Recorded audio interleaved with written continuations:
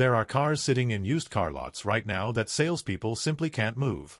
They sit there for weeks and months, ignored, while regular people walk past and overpay for trendy models.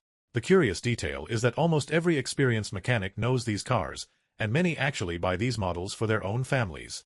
We're not talking about risky bets or cheap cars full of compromises. These are vehicles capable of easily surpassing 300,000 kilometers with basic maintenance, costing far less than they should for a reason so silly it borders on absurd. Worst of all, almost no one knows they exist or understands what they're missing.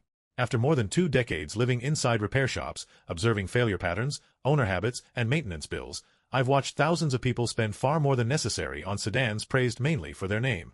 Meanwhile, these other models sit forgotten, waiting for someone sharp enough to see beyond the badge. One of them, in fact, has been a personal recommendation of mine for years. I've directed several clients toward this specific car, everyday people who wanted something reliable for daily use, and to this day not one has come back with a serious problem. No returns for major failures, no regret, just basic maintenance and peace of mind. Today, the idea is to reveal 3 of the most underrated used cars on the current market. Models that deliver reliability on par with the most famous Japanese brands, but with prices that look like a pricing error. I'm going to go deep on the first one on the list, because it completely changes how many people view the used car market. And starting with the one that usually puts a mechanic at ease when it comes into the shop. Not because it's always breaking, but exactly the opposite. When it needs something, the service is simple, quick, and inexpensive.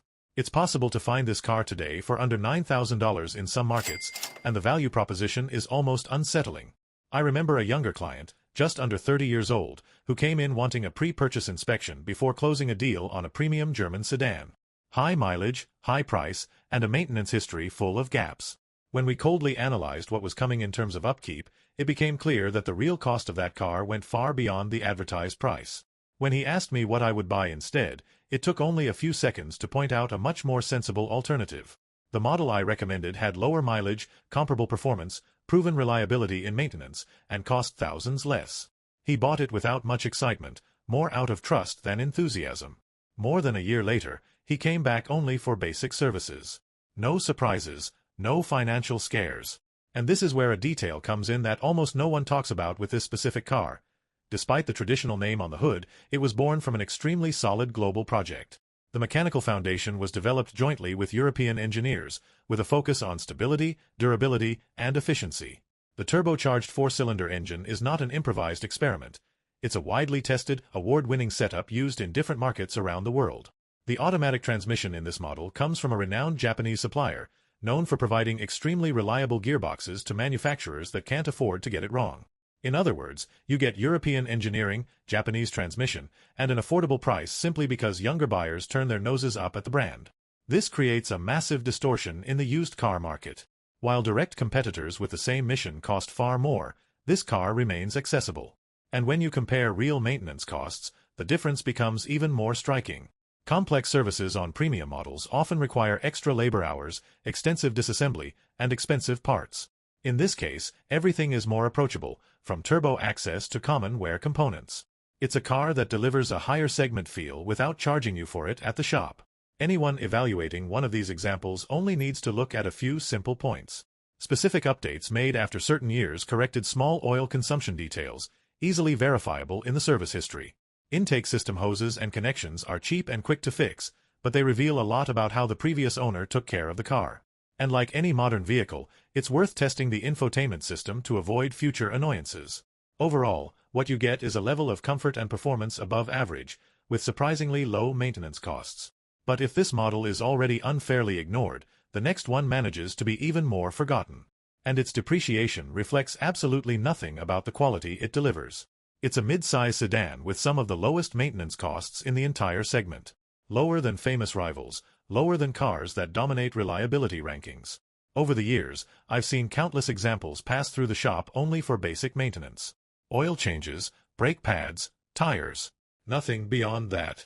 A recent case sums this up well. A long-term owner showed up worried, believing a major maintenance package was coming soon, since the car had accumulated a lot of miles. After a complete inspection, including suspension, transmission, electronics, and structure, there was nothing relevant to be done. Original components still within their service life, smooth operation, and no fault codes.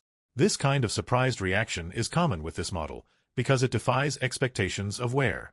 The reason lies in the philosophy adopted during development. No unnecessary complex solutions, no experimental technologies that age poorly. The engine uses a timing system designed to last as long as the assembly itself, without those recurring failures that make ownership expensive. The automatic transmission follows a traditional concept, proven over time, avoiding risky bets that usually generate high costs after a few years. There are also smart technical choices that go unnoticed by most people. The high compression ratio, for example, improves efficiency without compromising robustness. This results in balanced fuel consumption, pleasant throttle response, and lower mechanical stress over the long term. Even so, the market insists on pricing this car far below what it offers. The value difference compared to direct competitors reaches thousands, without that translating into lower reliability. In terms of repairs, the numbers speak for themselves. The most expensive interventions on this model are rare and predictable, while competitors frequently surprise owners with much higher bills.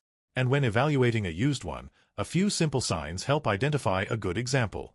Small interior trim details reveal how the previous owner cared for it.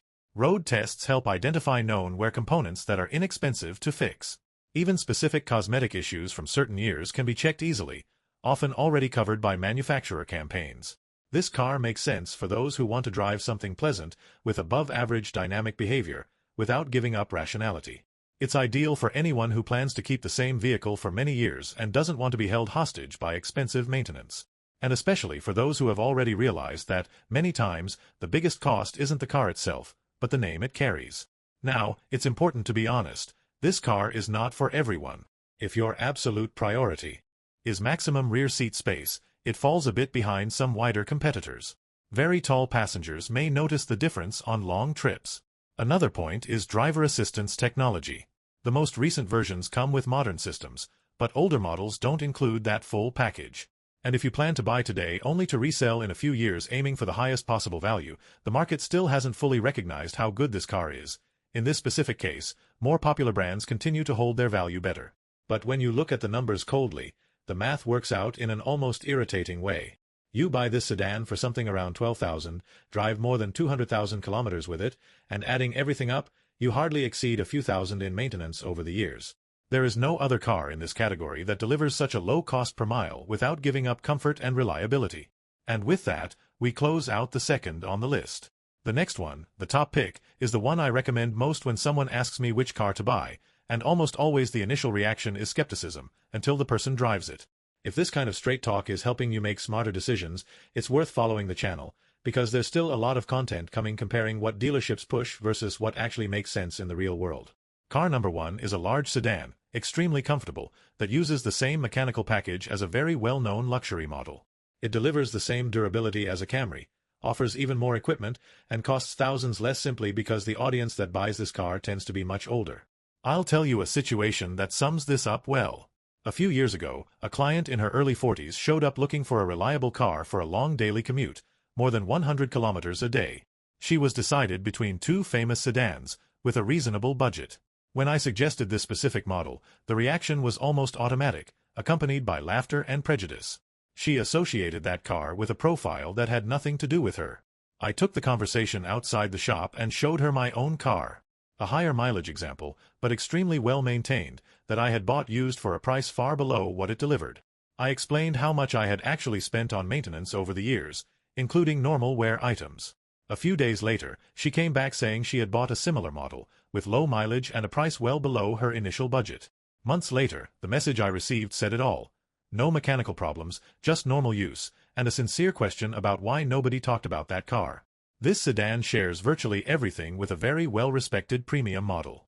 Platform, naturally aspirated V6 engine, traditional automatic transmission. Everything comes off the same assembly line and follows the same reliability standards. The engine in question is considered by many technicians to be one of the most durable ever produced by the brand. It doesn't suffer from complex systems, doesn't rely on forced induction, doesn't require expensive replacements at critical intervals. It simply works, year after year. I'm not talking about isolated cases. I've worked directly on units with absurdly high mileage, still running their original engine and transmission. That's not an exception. It's the norm when the car receives basic maintenance. And when you compare prices, the situation becomes almost absurd. Two mechanically identical cars, one with a luxury badge and one without, separated by thousands in market value. What changes? Slightly more refined interior materials and a name stamped on the steering wheel. When we put this car side by side with more popular mid-size sedans, the comparison gets even more interesting. In many cases, it costs the same, or even less, while delivering more space, more comfort, and a superior highway experience. Maintenance costs follow the Toyota pattern: predictable, low, and easy to plan. Brake pads, fluids, simple items. Even components that rarely fail have far more accessible prices than those found in European competitors. When evaluating a used one, a few basic precautions take care of most concerns.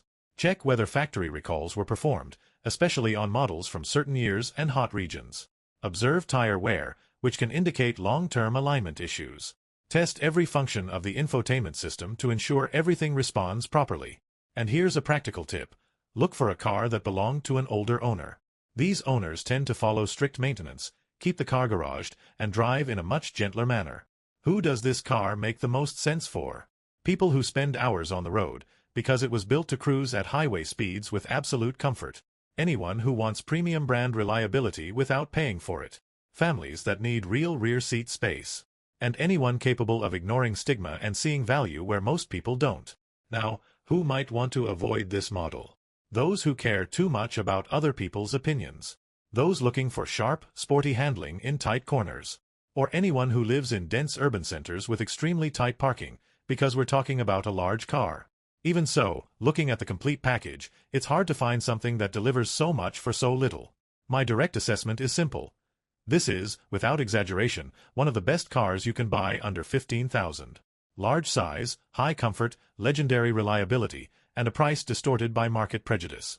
If I had to choose a single car today to use for an entire decade, with the lowest possible total cost and minimal headaches, I would choose this model again without hesitation. And there's the summary. 3 cars the market ignored, but those who make a living fixing cars know very well. One sedan with European roots and accessible ownership costs. Another that depreciates for no reason, yet delivers impressive durability. And this last one, a true well-kept secret among those who understand. Now you know options that cost little, last a long time, and make you think twice before falling into common dealership traps. And if you want to keep learning which cars have truly earned respect inside the shop, there's specific content on that worth checking out.